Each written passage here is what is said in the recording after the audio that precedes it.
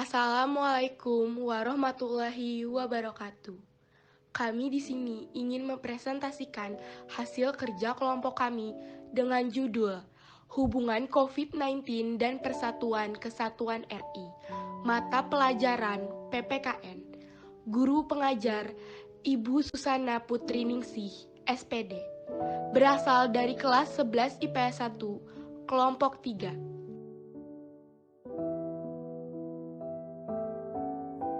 Dengan nama anggota Ananda Nurfaijah, Hasnatul Fitri, Karina Putri, Melia, Rida Yuliana Rahma, Rizka Ananda, dan Salma Reja Adinda.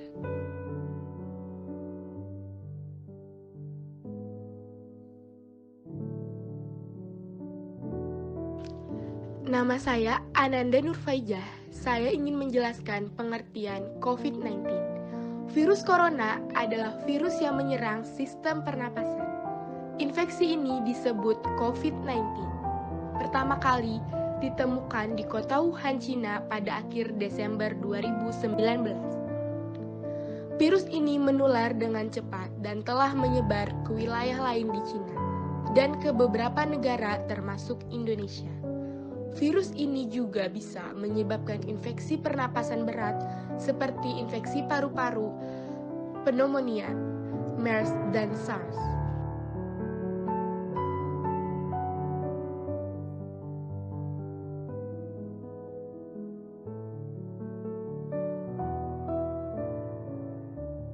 Saya Hasnatul Fitri ingin melanjutkan presentasi yang sebelumnya. Gejala COVID-19, yang pertama demam, yang kedua batuk, yang ketiga pilek, yang keempat gangguan pernapasan, yang kelima sakit tenggorokan, dan yang keenam letih dan lesu.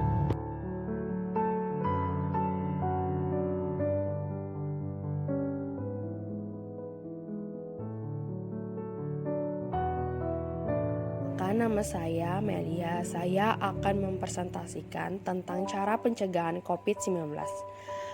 Menjaga kesehatan dengan memakan makanan yang seimbang agar sistem kekebalan tubuh meningkat. Mencuci tangan sebaiknya dengan air dan sabun berbasis alkohol. Terapkan etika saat batuk dan bersin seperti menutup mulut dengan tangan agar lingkungan kamu tidak tertular. Menjaga jarak. Bicara dengan orang lain setidaknya 1 meter. Gunakan masker bagi kamu yang sedang sakit ketika berada di tempat umum. Hindari makan daging yang tidak dimasak matang. Saya, Salma Reza Adinda, akan melanjutkan presentasi Pancasila sebagai pemersatu bangsa Indonesia dalam menghadapi wabah COVID-19. Wabah virus corona saat ini sedang menyerang seluruh dunia, tak terkecuali Indonesia. Ideologi dan falsafah bangsa kita, yaitu Pancasila, sedang diuji. Saat ini, semua warga Indonesia sedang merasakan ujian yang besar, dan hal itu membuat kita harus bisa menerapkan beberapa dasar yang ada di dalam Pancasila tersebut. 1. Pada sila pertama, yakni ketuhanan yang Maha Esa, berisi tentang ketauhidan.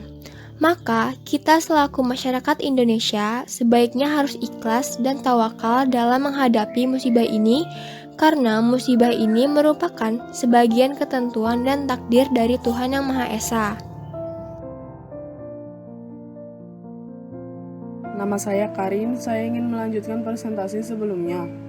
2. Pada sila kedua, yakni kemanusiaan yang adil dan beradab, maksudnya yaitu jika kita masyarakat bangsa Indonesia memiliki rasa dan kepekaan sebagai manusia yang adil dan beradab, seperti yang telah ditunjukkan dalam Pancasila sila kedua, maka saat inilah waktu yang tepat untuk kita menerapkannya.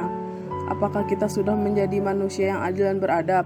Karena saat ini kita harus bisa menahan diri untuk tidak sering keluar rumah seperti yang dihimbau pemerintah, apalagi dalam suatu kerumunan yang jumlah orangnya banyak, agar kita bisa memutus penyebaran dari virus corona ini. 3. Pada sila ketiga, yakni persatuan Indonesia, bangsa Indonesia saat ini sedang diuji persatuannya dalam menghadapi ujian yang tidak mudah dari Tuhan yang Maha Kuasa saat ini. Kita sebagai bangsa Indonesia haruslah bersatu dan saling mendukung satu sama lain dalam menghadapi wabah ini. Saya Rida Yuliana Rahma akan melanjutkan presentasi. 4. Pada sila keempat yakni kerakyatan yang dipimpin oleh hikmat kebijaksanaan dalam permusyawaratan dan perwakilan. Kepatuhan rakyat kepada pemimpin menjadi langkah yang baik dalam menghadapi dan melawan virus corona. Langkah pencegahan seperti social distancing, lockdown, dan lain-lain adalah langkah yang efektif dalam pemutusan mata rantai penularan virus tersebut. Pemerintah diharapkan bijaksana dalam menghadapi wabah ini, termasuk efek yang timbul oleh akibatnya. Bisa dipastikan masyarakat banyak yang kehilangan pendapatan, bahkan bisa menimbulkan kelaparan. 5. Pada sila kelima, yakni keadilan sosial bagi seluruh rakyat Indonesia. Dalam pelaksanaan sila kelima ini, jangan menunjukkan peran dan dalam menghadapi situasi ini, baik secara status sosial maupun status-status lainnya. Menunjukkan perbedaan status akan membuat ketimpangan dan menjadikan kita lemah. Tidak akan ada pemimpin kalau tidak ada rakyat. Tidak akan ada kelompok kaya kalau tidak ada kelompok miskin. Kebersamaan dalam situasi ini harus dilakukan. Pemimpin memperhatikan masyarakatnya dan masyarakat patuh dan mendukung pemimpinnya.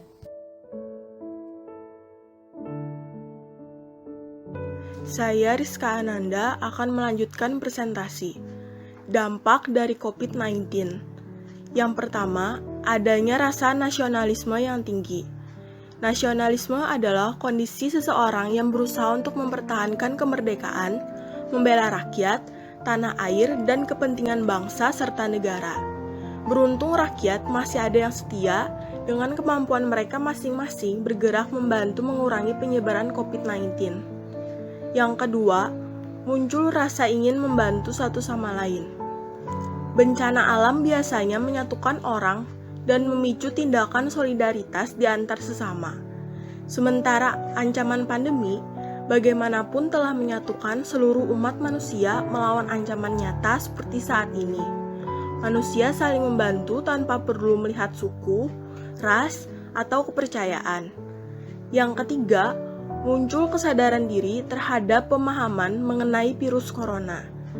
Adanya COVID-19 ini membuat kita memiliki kesadaran diri akan pentingnya menjaga kesehatan. Kita juga dapat mengetahui gejala-gejala dan penyebab COVID-19. Dengan ini, kita harus menjaga kesehatan kita dengan cara memakan makanan yang bergizi, rajin mencuci tangan, membersihkan benda-benda yang ada di rumah, dan lain-lainnya. Sekian dari kami, semoga wabah ini cepat berakhir dan dapat memperkukuh bangsa Indonesia. Amin. Terima kasih telah menonton video kami. Wassalamualaikum warahmatullahi wabarakatuh.